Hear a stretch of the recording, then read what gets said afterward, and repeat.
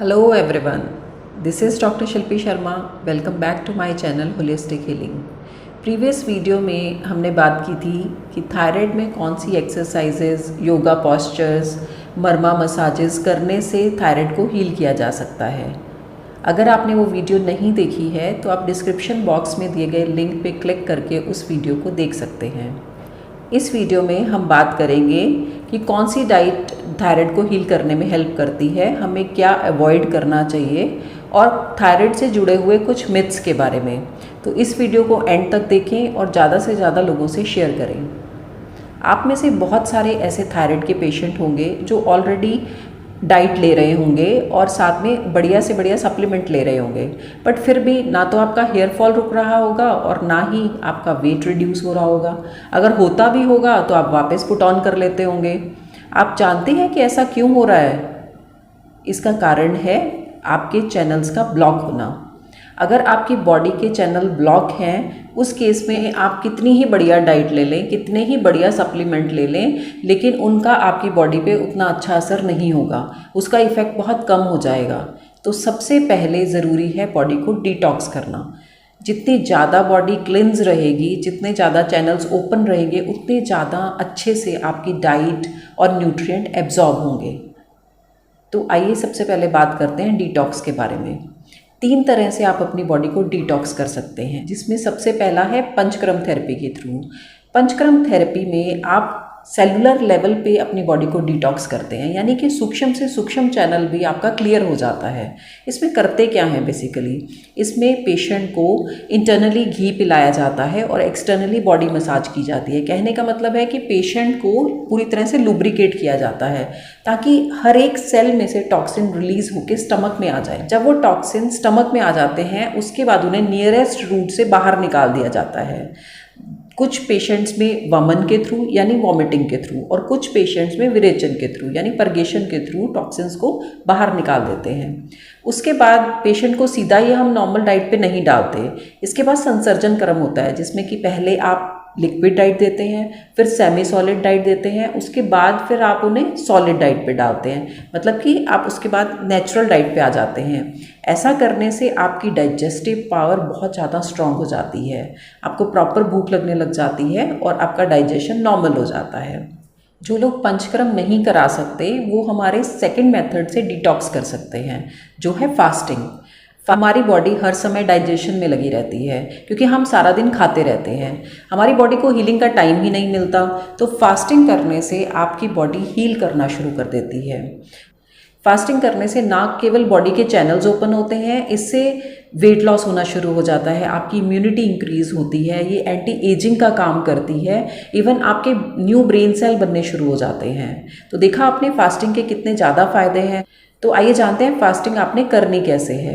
इसमें 2 तरह की विंडोज़ होती है, एक फास्टिंग विंडो और एक ईटिंग विंडो। फास्टिंग विंडो में आपने फास्ट रखना है, आप उसमें पानी ले सकते हैं, आप नींबू पानी ले सकते हैं। इसके अलावा आपने कुछ नहीं लेना, ना आपने फ्रूट्स लेने हैं, ना ही आपने कोई और चीज़ लेनी है। आपने कंप्लीट फास्ट रखना है, सिर्फ आप लिक्विड ले सकते हैं। वो भी आप कोशिश करिए कि अगर आप वेट लॉस कर रहे हैं तो आप ल्यूक वार्म वाटर लें, जिससे कि आपके चैनल्स ओपन होने में और ज़्यादा हेल्प मिलेगी। जो ईटिंग विंडो है उसमें आपने खाना खाना है, जैसे कि आप अगर 12 घंटे की फास्टिंग रखते हैं तो सुबह 7 बजे से लेकर रात के 7 बजे के बीच में खाना है। ये 12 घंटे के पीरियड के बीच में आपने कैलोरीज लेनी है और रात के 7 बजे से लेकर सुबह के 7 बजे तक आपने फास्टिंग रखनी है। अगर आप वेट लॉस कर रहे हैं तो ईटिंग विंडो में 1500 कैलोरीज फीमेल्स ने लेनी है और मेल्स ने 2000 कैलोरीज लेनी है। ऐसा करने से आपका वेट लॉस तो होगा ही, साथ में आपकी इम्यूनिटी एनहांस होगी और जो फास्टिंग के दूसरे बेनिफिट्स हैं वो भी आपको मिलेंगे। एक जो खास बात है वो फास्टिंग में ऑटोफेजी एक्टिवेट हो जाती है, यानी कि आपकी ही बॉडी के सेल्स आपकी बॉडी के डिजीज़ और डेड सेल्स को खाना शुरू कर देते हैं। तो उससे क्लिनजिंग तो होती ही है, चैनल्स भी ओपन होते हैं और आपका मेटाबॉलिज्म एनहांस हो जाता है। लेकिन फास्टिंग हर कोई नहीं कर सकता। जैसे कि अगर आप प्रेग्नेंट हैं और अगर आपको थायराइड है तो आपने फास्टिंग नहीं करनी। स्टमक अल्सर के केस में आप फास्टिंग नहीं कर सकते। डायबिटीज़ में जब आपके शुगर लेवल अप डाउन हो रहे हैं उस केस में आपने फास्टिंग नहीं करनी। आपने ग्रेव्स डिजीज़ में फास्टिंग नहीं करनी, तो ये कुछ कॉन्ट्रा इंडिकेशन है जिसमें फास्टिंग मना है। आप 12 घंटे के अलावा 16 घंटे की फास्टिंग कर सकते हैं और 8 घंटे की विंडो रख सकते हैं। आपने सुबह 10 बजे से लेकर शाम के 6 बजे के बीच में, या फिर सुबह 11 बजे से लेकर शाम को 7 बजे के बीच में, इन 8 घंटों में ही मील लेना है, क्योंकि ये टाइम पित्त का टाइम है, तो इसलिए इस टाइम में खाना सबसे बेस्ट रहता है। और फास्ट आपने रोज़ नहीं रखना। स्टार्टिंग में जब आपने डाइट शुरू करनी है, उससे पहले बॉडी को क्लिन्स करने के लिए आपने 3-4 दिन फास्ट रखना है। जब आपको लगे कि आपकी बॉडी में डिटॉक्स हो गई है या डिटॉक्स के सिम्टम दिखाई देने लगे हैं, तब आप फास्टिंग बंद कर सकते हैं। उसके बाद आप हर वीक 1 या 2 दिन के लिए फास्टिंग कर सकते हैं, ताकि साथ के साथ आपकी बॉडी से टॉक्सिन रिलीज हो सके। तो जो लोग फास्टिंग नहीं कर सकते, उनके लिए डिटॉक्स का हमारा तीसरा मेथड है, यानी कि डिटॉक्स जूसेस। इसमें आपने खाली पेट वेजिटेबल जूसेस लेने होते हैं, जो डिटॉक्स का तो काम करते ही हैं, साथ में वेट लॉस में भी हेल्प करते हैं। तो सबसे पहले इसमें सबसे इम्पॉर्टेंट है सफ़ेद पेठे का जूस, यानी कि ऐशगॉर्ड जूस। ऐशगॉर्ड जूस जो है वो आपके इंटेस्टाइन्स को पूरी तरह से क्लियर कर देता है। जब भी आप सफ़ेद पेठे का जूस लेते हैं तो आप इनिशियली आपको दिन में 3 या 4 बार मोशन आएंगे, इससे ज़्यादा भी आ सकते हैं। इसका मतलब आपकी बॉडी जो है डिटॉक्स के प्रोसेस में है, वो आपकी बॉडी को क्लीन कर रहा है। लेकिन जैसे जैसे आप रोज़ ये लेना शुरू करेंगे तो नंबर ऑफ़ मोशंस कम होते चले जाएंगे, जिससे कि आपको पता लग जाएगा कि अब मेरा डिटॉक्स कंप्लीट हो चुका है। वंस आपका डिटॉक्स कंप्लीट हो जाए, उसके बाद आप इसे वीकली बेसिस पे भी 1 या 2 बार ले सकते हैं। ऑल्दो इसे आप डेली रूटीन में भी ले सकते हैं, क्योंकि ना सिर्फ ये आपके चैनल्स को क्लीन करता है, ये आपके ब्रेन के फंक्शंस को भी इम्प्रूव करता है। इससे आपके कोग्निटिव फंक्शन इम्प्रूव होता है, क्योंकि ये ब्रेन को काम डाउन करने में हेल्प करता है, जो कि थायराइड का मेन सिम्टम है। जो लोग पंचकर्मा नहीं करा सकते, जो लोग फास्टिंग नहीं कर सकते, वो डिटॉक्स जूसेस यूज़ कर सकते हैं। अब इसके अलावा आप ग्रीन वेजिटेबल के जूसेस ले सकते हैं, आप घिया का जूस ले सकते हैं, कुकुम्बर ले सकते हैं, मिंट और कोरिएंडर ऐड कर सकते हैं। आप इसके अलावा व्हीट ग्रास जूस ले सकते हैं, एलोवेरा जूस ले सकते हैं, मोरिंगा ले सकते हैं। ये सभी जूसेस आपको क्लिन्स करने के अलावा वेट लॉस में भी मदद करेंगे। तो अब ये जानते हैं कि आपको कैसे पता लगेगा कि आपकी बॉडी डिटॉक्स हो चुकी है। तो आपको बहुत लाइट फीलिंग आएगी, आपको बॉडी बहुत लाइट लगेगी, आपका ब्रेन प्रॉपर फंक्शन करेगा, ब्रेन फॉग जैसी फीलिंग आपको नहीं आएगी, आपको नींद प्रॉपर आएगी, आपकी भूख बढ़ जाएगी, जो आप खाएंगे वो आपको प्रॉपरली डाइजेस्ट होगा। अगर आपको ये सारे सिम्टम्स दिखते हैं तो इसका मतलब आपकी बॉडी पूरी तरह से डिटॉक्स हो चुकी है। बॉडी को पूरी तरह से डिटॉक्स होने के बाद अब हम ये जानते हैं कि हमें किस तरह का फूड लेना चाहिए, जो कि हमें हेल्प करेगा थायराइड को हील करने में। हमारे थायराइड हार्मोन यानी T3 और T4 ये आयोडीन मॉलिक्यूल से बने हैं। T3 में 3 आयोडीन मॉलिक्यूल हैं और T4 में 4 आयोडीन मॉलिक्यूल हैं। तो हमें ऐसे फूड को शामिल करना है अपने डेली रूटीन में जो कि आयोडीन रिच है, क्योंकि आयोडीन जो है थायराइड हार्मोन के बिल्डिंग ब्लॉक है। इसके अलावा आयोडीन लेने से आपकी ब्रेन के फंक्शन इम्प्रूव होते हैं, आपका मेटाबॉलिज्म एनहांस होता है, आयोडीन वेट लॉस में हेल्प करता है। इसके अलावा हमारी बॉडी में जो हैवी मेटल्स पड़ी हैं उनको भी डिटॉक्स करने में आयोडीन अपना रोल प्ले करता है। तो देखिए आपने कितने सारे बेनिफिट्स हैं आयोडीन लेने के। आयोडाइज साल्ट के अलावा हमारी नेचुरल फूड में भी आयोडीन रहता है, जैसे कि बनाना, मिल्क प्रोडक्ट्स जैसे कि चीज़, कर्ड, योगर्ट, इसके अलावा chicken, sea food, eggs, green vegetable, इन सब में आयोडीन रहता है। इसके अलावा सी वेजिटेबल्स यानी कि सी कैल्प में भी आयोडीन रहता है। तो आप आयोडीन रिच इन सभी चीज़ों को अपने डेली डाइट में शामिल करिए, ताकि आपको आयोडीन की कमी ना हो। दूसरा, आयोडीन टायरोसिन प्रोटीन के साथ मिलकर थायराइड हार्मोन बनाता है, तो प्रोटीन का भी बहुत इम्पॉर्टेंट रोल है थायराइड हार्मोन की फॉर्मेशन में। तो हमें असेंशियल और नॉन असेंशियल दोनों तरह के प्रोटीन्स चाहिए होते हैं थायराइड की प्रॉपर फंक्शनिंग के लिए। तो इसमें मेनली दाल, स्प्राउट्स, मिल्क, चीज़, एग्स, फिश, सी फूड, वे प्रोटीन, ये कुछ ऐसे फूड हैं जो हम रूटीन में यूज़ करते हैं और इसमें प्रोटीन होता है जो कि हेल्प करता है थायराइड के फंक्शंस को प्रॉपर करने में। इसके अलावा कार्ब्स, यानी कि थायराइड का एक मेन सिम्टम है कि जब भी आपको थायराइड होता है तो आपकी कार्ब्स के लिए क्रेविंग बढ़ जाती है। और किस तरह के कार्ब्स के लिए? प्रोसेस्ड कार्ब्स के लिए, यानी आपको ब्रेड, पास्ता, केक, पेस्ट्री, इस तरह की चीज़ों के लिए आपकी क्रेविंग बढ़ जाती है, जो कि आपके थायराइड के लिए बिल्कुल भी अच्छा नहीं है। तो आपने प्रोसेस्ड फूड को अनप्रोसेस्ड फूड से एक्सचेंज करना है। कार्ब्स में आप होल ग्रेन ले सकते हैं, आप ग्लूटेन फ्री फूड ले सकते हैं, क्योंकि अगर आप वेट लॉस कर रहे हैं तो उसमें कॉम्प्लेक्स कार्बोहाइड्रेट्स और लो ग्लाइसेमिक इंडेक्स के फूड आपको हेल्प करेंगे। इसके अलावा आप मिलेट्स ले सकते हैं, ग्रीन लीफी वेजिटेबल्स ले सकते हैं, जितने भी सीजनल फ्रूट है वो आप ले सकते हैं, उनमें आयोडीन रहता है, जिसमें मेनली आप मेलन ले सकते हैं, बेरीज ले सकते हैं, बनाना ले सकते हैं, मैंगो ले सकते हैं।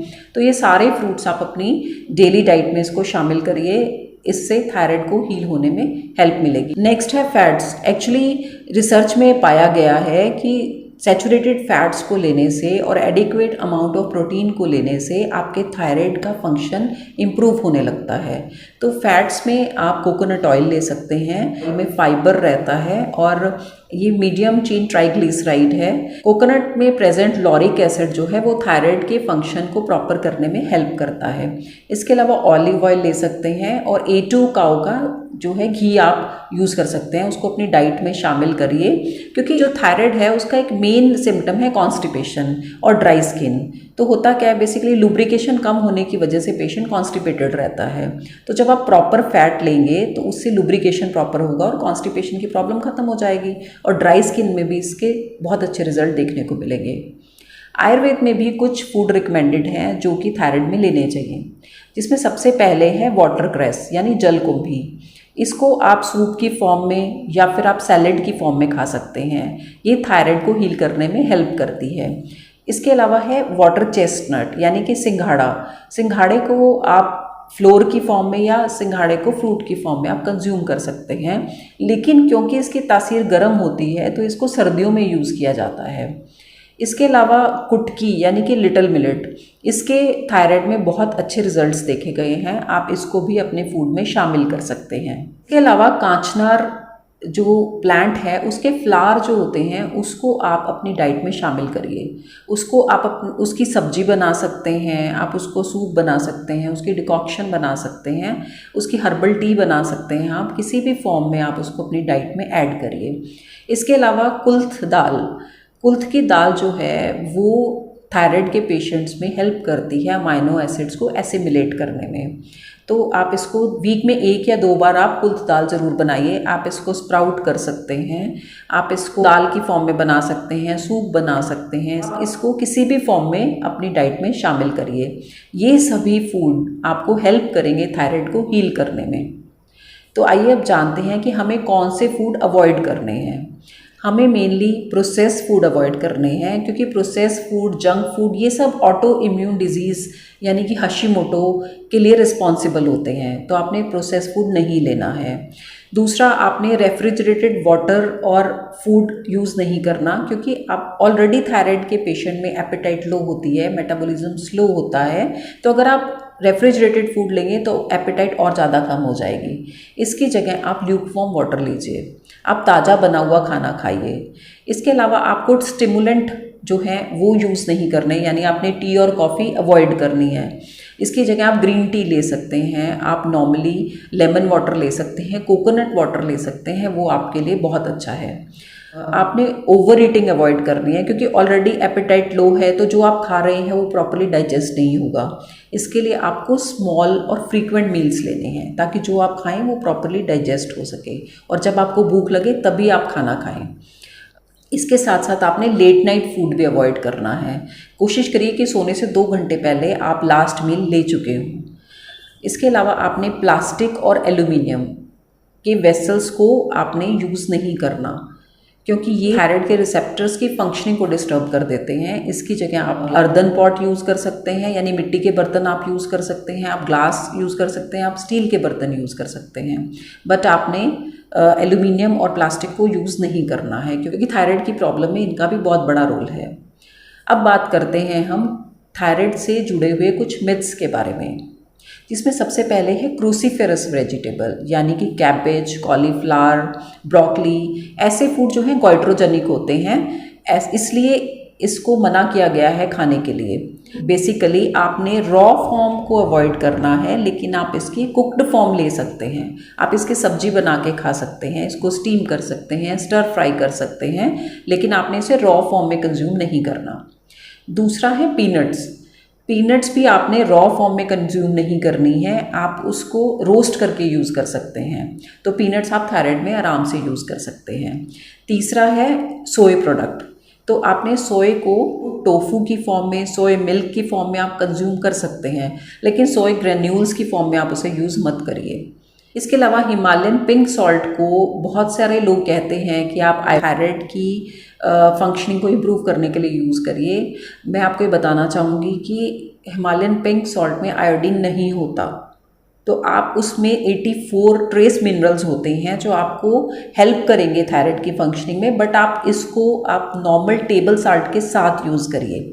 आप इसको सिर्फ और सिर्फ अकेला यूज़ मत करिए, आप इसको हमेशा टेबल सॉल्ट के साथ कंबाइन करके यूज़ कर सकते हैं। तो देखा आपने, अब आप ये सारी चीज़ें यूज़ कर सकते हैं। नेक्स्ट वीडियो में हम थायराइड के लाइफस्टाइल के बारे में बात करेंगे। तो अगर आपको वीडियो पसंद आया है तो please like, share and subscribe to my channel. Thanks for watching. See you again.